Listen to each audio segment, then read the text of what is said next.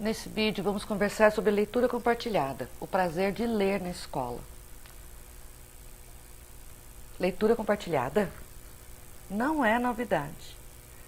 A leitura compartilhada é uma atividade em que o professor lê um texto com a classe e, durante a leitura, questiona os alunos sobre as pistas linguísticas que possibilitam a atribuição de determinados sentidos.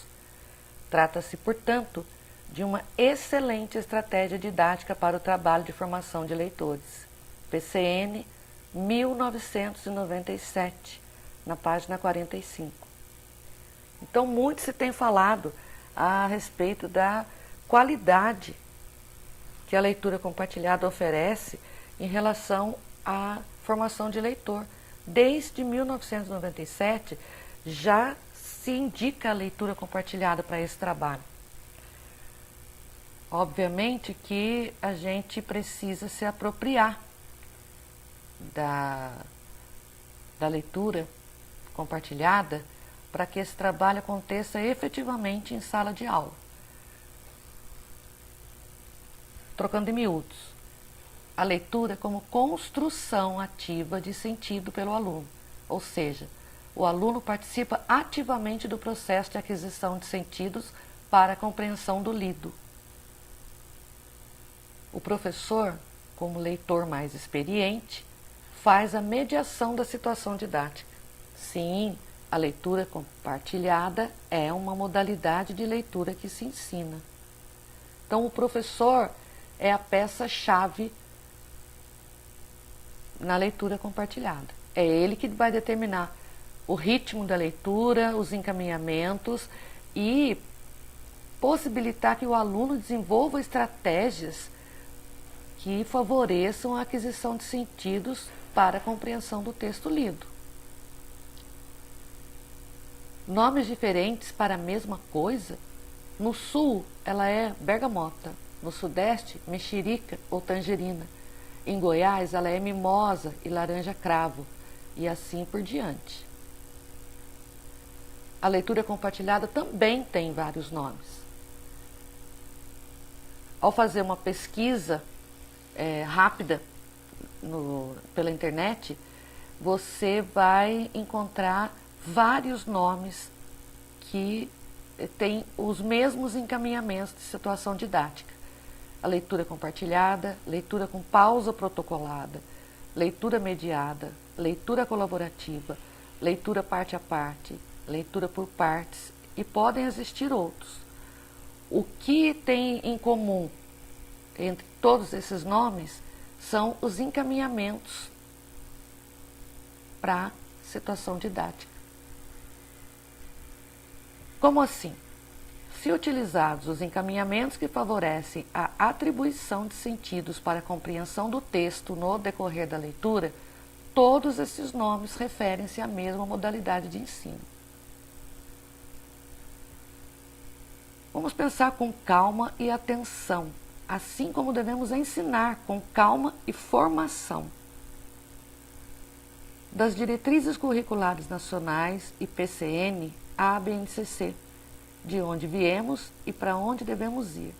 Então, a leitura compartilhada, ela já vem desde os PCNs, nas diretrizes curriculares nacionais, os PCNs vieram indicando a leitura compartilhada como uma prática eficiente na formação de leitor em sala de aula.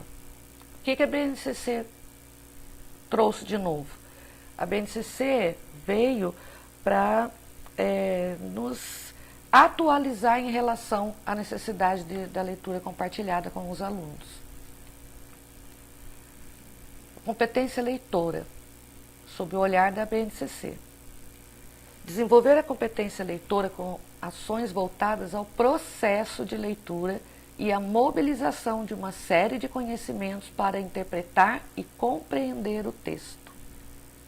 Ou seja, é dar atenção ao processo de desenvolvimento da leitura e à apropriação e construção de sentidos para o lido. Em outras palavras, explorar os significados do material linguístico textual para tecer leituras e obter conhecimentos aprofundados. Então, a BNCC, ela explica a leitura compartilhada, que vem exatamente com esse propósito: desenvolver ou mobilizar uma série de conhecimentos para interpretar e compreender o texto.